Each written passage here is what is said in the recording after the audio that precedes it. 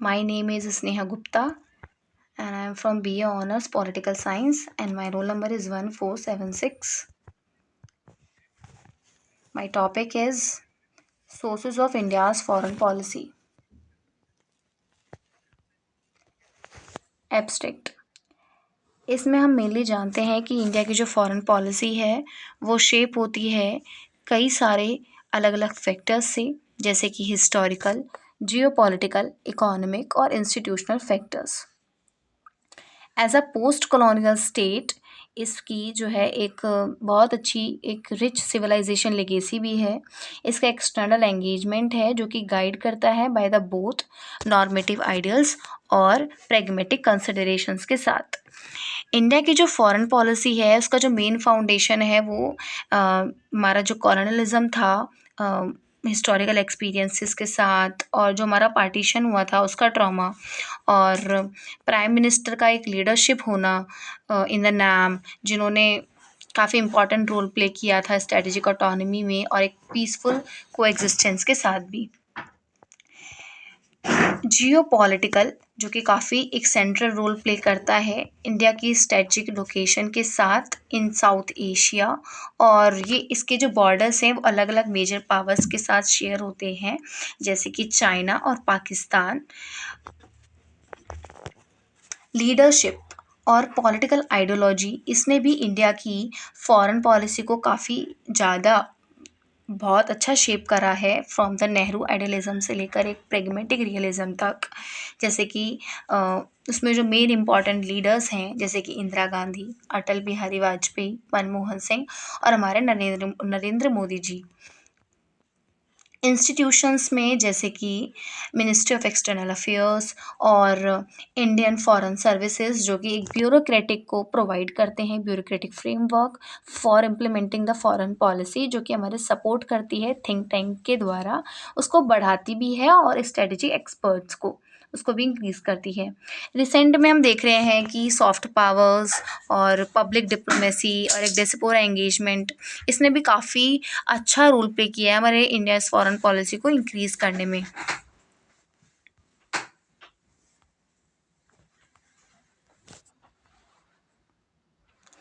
Now foreign policy का introduction. India की जो फॉरेन पॉलिसी है वो मेनली रेगुलेट करती है कि इंडिया का कितना अच्छा रिलेशन है with the other states of the world, जो कि प्रमोट करती है एक नेशनल इंटरेस्ट को। ये अलग अलग फैक्टर से डिटरमिन होती है, हमने पहले ही जाना, geographical, historical, social structure, political organisation, international relations.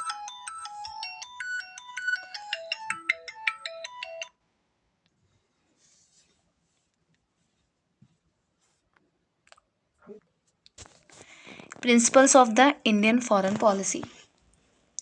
Principles जो मेन है वो है कि वर्ल्ड पीस को प्रमोट करना।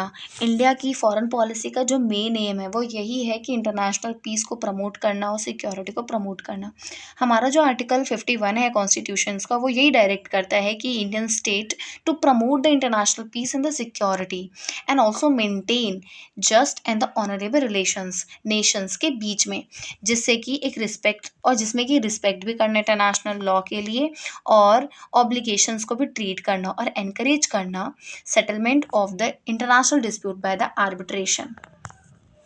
अब हम जानते हैं हिस्टोरिकल बैकग्राउंड हमारे इंडिया फॉरेन पॉलिसी का। इसमें आ जाता है हमारा एंशंट, मिडीवल और post independence and Nehruvian era. Ancient में हम मेनली जानते हैं कौटिल्यास के अर्थशास्त्र को in the 4th century BCE। ये हमारा one of the earliest Indian text है on the state craft, foreign relations and diplomacy. It also introduced हमारी मंडला थ्योरी को, जो कि एम्फेसाइज करती है अलायंसेस और स्ट्रेटेजिक बैलेंस को। मिडिवल पीरियड में हमने देखा था हमारे जो इंडियन रूलर्स थे जैसे कि मौर्याज, गुप्ताज और चोलाज, जिन्होंने डिप्लोमेसी में अलायंसेस को काफ़ी ज़्यादा वो उसमें एंगेज थे और उन्होंने फॉरेन पॉलिसी को प्रमोट भी किया था।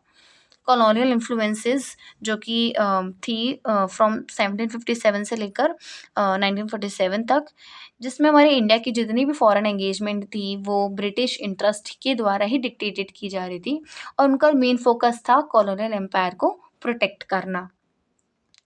Post independence in the Nehruvian era, जो कि 1947 से 1964 तक था। इसमें फर्स्ट है नॉन अलाइनमेंट पॉलिसी, जिसमें जवाहरलाल नेहरू ने अडॉप्ट की हुई थी एक neutral stance during the cold war. उन्होंने ना ही तो यूएस के संग अलाइन किया था, ना ही सोवियत यूनियन के साथ। तो उन्होंने एक अलग बनाया था नाम, जिसे हम नॉन अलाइनमेंट मूवमेंट कहते हैं, जिसमें इंडिया ने काफ़ी इंपॉर्टेंट रोल प्ले किया था। इंडिया उसमें लीडर भी थी। उन्होंने नैम को फाउंड किया था 1961 में। उसके बाद से सेकंड है पंचशील एग्रीमेंट, जिसमें इंडिया ने चाइना के साथ एक पीसफुल कोएग्जिस्ट किया था। इसमें 5 प्रिंसिपल्स थे हमारे। इंडिया चाइना वॉर 1962 में हुआ था, जिसमें इंडिया का जो मेन फोकस था वो मिलिट्री प्रिपेयर्डनेस की तरफ था। इंडो पाक वॉर, जो कि हमारे 3 फेजेस में हुआ था, 1947 में, 1948 में और 1965 में, जिसने काफ़ी ज़्यादा हमारे रिलेशंस को अफेक्ट किया था पाकिस्तान के साथ और कश्मीर की पॉलिसीज़ को भी। अगला है जियोग्राफिकल फैक्टर, जिसमें हम जानते हैं strategic location in the south Asia. India जो कि सेंट्रली पोजीशन है साउथ एशिया में, जिसमें अपने बॉर्डर को शेयर करता है चाइना के साथ, पाकिस्तान के साथ, नेपाल के साथ, भूटान, बांग्लादेश और म्यांमार। इसका जो लोकेशन है वो मिडल ईस्ट और साउथ ईस्ट एशिया के बीच में है। मिडल ईस्ट और साउथ ईस्ट एशिया में है, जो कि काफ़ी क्रूशियल रोल प्लेयर है इन द रीजनल जियोपॉलिटिक्स। इसकी फॉरेन पॉलिसी पे क्या इम्पैक्ट पड़ा, अगर इसको जाने तो इसका स्ट्रॉन्ग एंगेजमेंट है नेबर कंट्रीज़ के साथ, जैसे कि सार्क के थ्रू, बिस्मेटिक और रीजनल डिप्लोमेसी। उसके बाद से आता है पॉलिटिकल फैक्टर। तो पॉलिटिकल फैक्टर में हम जानते हैं डेमोक्रेटिक सिस्टम और कॉन्स्टिट्यूशनल प्रिंसिपल्स। तो इंडिया हमारे पूरे वर्ल्ड में का सबसे ज़्यादा लार्जेस्ट डेमोक्रेसी है। उसकी जो फॉरेन पॉलिसी है वो रिफ्लेक्ट करती है डेमोक्रेटिक वैल्यूज़ को, जैसे कि पीस, डायलॉग और मल्टीलेटरलिज्म। आर्टिकल 51 जो कि प्रमोट करता है इंटरनेशनल पीस और कोऑपरेशन को।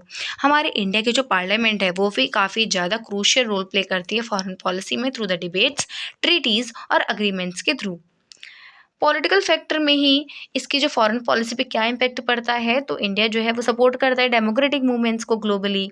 फॉर एग्जांपल्स म्यांमार के साथ, अफ़गानिस्तान के साथ।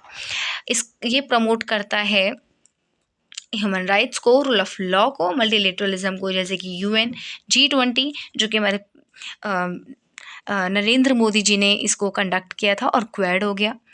ये एंगेज होता है डेमोक्रेटिक एलाइज के साथ, जैसे कि यूएस हो गया, यूरोपियन यूनियन हो गया और जापान हो गया।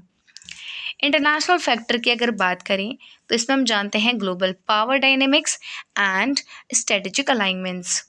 तो जो वर्ल्ड है वो शिफ्ट होता जा रहा है यूनिपोलैरिटी से मल्टीपोलैरिटी की तरफ, जिसमें कि चाइना का भी राइज हो रहा है, रशिया का भी राइज हो रहा है और अदर रीजनल पावर्स का भी राइज हो रहा है।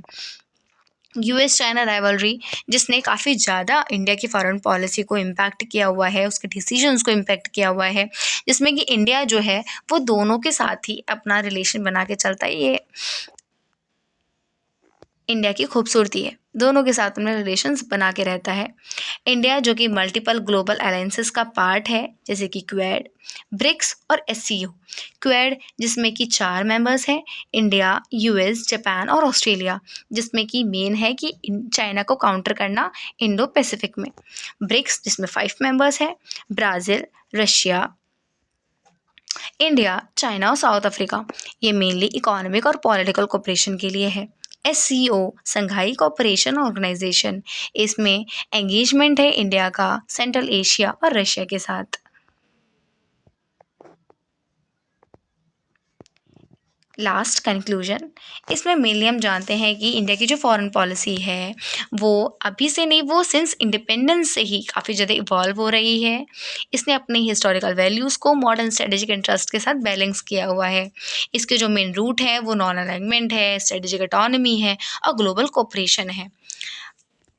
इसने अलग अलग जो changing geopolitical, economic, security challenges को भी अडेप्ट किया हुआ है। इंडिया आज today as a global power emerge हो रहा है। इसकी जो फॉरेन पॉलिसी है वो कंटिन्यूली बैलेंस कर रही है नेशनल इंटरेस्ट को इंटरनेशनल कोऑपरेशन के साथ। पीस को भी इंश्योर कर रही है, डेवलपमेंट को भी और स्ट्रेटेजिक रिसाइलेंस को भी, हमारे चेंजिंग वर्ल्ड के साथ तेज़ी से चेंजिंग वर्ल्ड के साथ खुद को भी बढ़ा रही है, उसको बैलेंस भी कर रही है। Thank you.